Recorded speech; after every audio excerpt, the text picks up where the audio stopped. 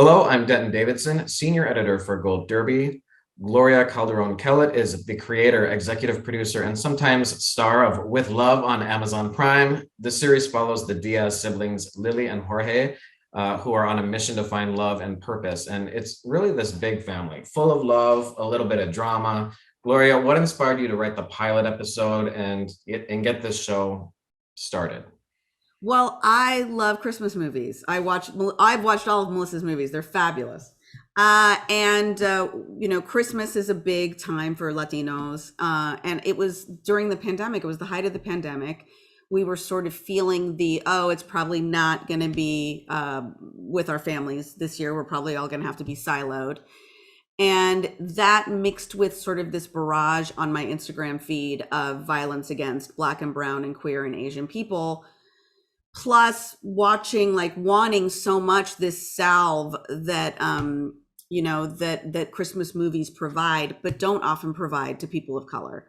So I really thought I'd love this for us, right? This is such a feel good beautiful genre, and it really doesn't exist for us. So is there a way that I could do it and include these communities and really talk about a big Latino family in the midst of Christmas and then other holidays? And so that's how I presented it. I didn't just present the Christmas episode to Amazon. I presented, what would it look like if we pick up with this family and follow them over the course of a year? And the day we just come in on the most heightened days, which are often holidays. And they were so lovely and put it into production so quickly. And we got it out. We got it out in December, right in time for Christmas. I love the holiday aspects. And was that also a way to sort of progress the characters a little more quickly for a series? Because you're like, okay, it's like 4 months has gone by, or sometimes less, sometimes it's a week from Christmas to New Year's. Is that just a way to sort of progress and then we get to sort of peak a little bit? Exactly. And it's also, I love writing myself into a corner as a writer. I would every year on One Day at a Time as well, we would end it going, well, we don't know, when you're making something for streamers, you never know what's going to happen. Is this all you get to tell, or are you going to get to continue this story? So the idea that each episode we'd have to end it in a satisfying way, and then we'd have to pick it up in a way that, how do we let the audience know what happened in the 2 months that passed, in the 4 months that passed, so that they can enjoy this episode, became a real challenge of how to do that organically and not feel too pipey and feel like you're really getting to feel what these people are going through in one calendar year. So it was a really fun challenge, and one that the actors really enjoyed as well, in terms of tracking what their characters would be feeling emotionally and what they would look like, and all of that was so fun. Talk about your production company, Glow Nation, and what type of projects you want to focus on, and how you partnered with Amazon to bring this series to TV. Well, my real passion, when I came to Hollywood, I thought I was going to be an actor. I'm classically trained. I went to drama school in England, and just 15 years ago, all the parts were gangbanger's girlfriend and gangbanger's sister. I'm not kidding.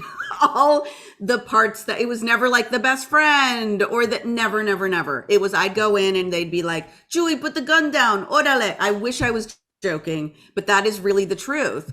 And it really pained me that stories about my community were so siphoned, and that we really weren't seeing ourselves, especially, Latinos are almost 20% of the population in the US, still only 5% of what you see on TV. And that 5% is largely marginalized roles. And we saw that with the actors. Benito Martinez, who plays the father on this show, is so funny and goofy. All he's ever played are murderers and maybe a cop sometimes, but mostly bad guys, or very serious, the cop that's very serious. And there's so many multitudes. And, my friend America Ferrera recently did an interview where she talked about Latino erasure in this country, and how not seeing yourself on television is like growing up in a house without pictures of you on the frames. On the wall. And I that really resonated with me. There is this erasure of our stories, and yet we are such a huge part of this country. So for me, I started to go, all right, I need to hold the pen. I need to revisit how I want to tell stories. And maybe it's not as important that I'm in front of the camera because someone else is in charge of that narrative. Maybe I need to be in charge of that narrative. So that's when I started, teaching myself went to the Museum of TV and Radio. This is 20 years ago now. And started to go down that journey and got into writers' rooms, and for 15 years was a journeyman writer on so many other shows to just learn how to do this so that when I was sitting in the showrunner chair, I would know how to do it, know how to be a good showrunner, but also really highlight stories from marginalized communities. And the more I'm on panels and talk to different people, the more I would see that that's so much of what we're doing, right? People are trying to tell a story that they haven't seen from their own unique perspective, highlighting something that's important to them. That's what's meaningful to all of us in storytelling. So for me, my focus is really always going to be Latino. Latinos will always be on the poster of my stuff, but also other communities that I think are doing this work with us arm in arm. And I've always been so fortunate to have wonderful white allyship in Norman Lear and Mike Royce, and certainly at Amazon, to help me tell those stories, because people see the importance of making sure that we also get to see Black and brown and queer and Asian joy, not just trauma, on our screens, how meaningful that is. And just, a young girl falling in love may not seem like it's that groundbreaking, but we have done it with Latino leads. She falls in love with an Afro-Latino guy. Afro-Latinidad is also nowhere on American television. Both of our Afro-Latino actors have only ever played Black roles. They've never gotten to play the totality of their identity until this show. So that was really meaningful to us. And then certainly Isis King, being the first trans love story in a Christmas rom-com ever, has a beautiful story where they are loved by their family. Any trauma, it's not to say that trauma hasn't happened and that this is just rose-colored glasses, but it's interesting to see, I'm 47, people I have more than one LGBTQ person in my family, and that all happened years ago. No one cares anymore. All that's left is the love. And so that's important to see. What does it look like when everyone's over it? And now it's when you're having kids, they're getting it, like everybody is getting it. And it's beautiful. And so just a celebration of all of that really felt like, oh, let's do that. And making it was just as healing, I think, as I think the fans' response to watching it. Is there a particular episode or scene that you love the most? One that sticks out to me is when the whole family is in the living room and the grandma calls everyone around to ask questions about bisexuality. She's like, "Come on, he's a bisexual. Let's ask questions." What's your favorite episode or scene with that whole cast?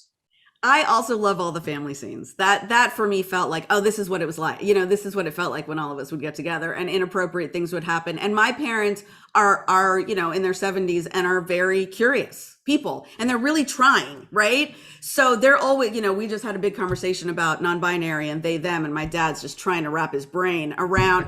So he's like, okay, all right, I got questions. And bless his heart that he has questions, right?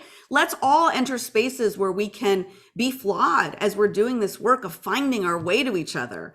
And so to be able to model that on TV and have these characters behave the way I'm so grateful my parents behave, two old Catholics, right? Who are really trying to figure it out and trying to build love in their hearts for people that don't think exactly the way they think, really was meaningful. For me, I think I like the New Year's episode because we put in all of these. Latinos have really funny New Year's traditions.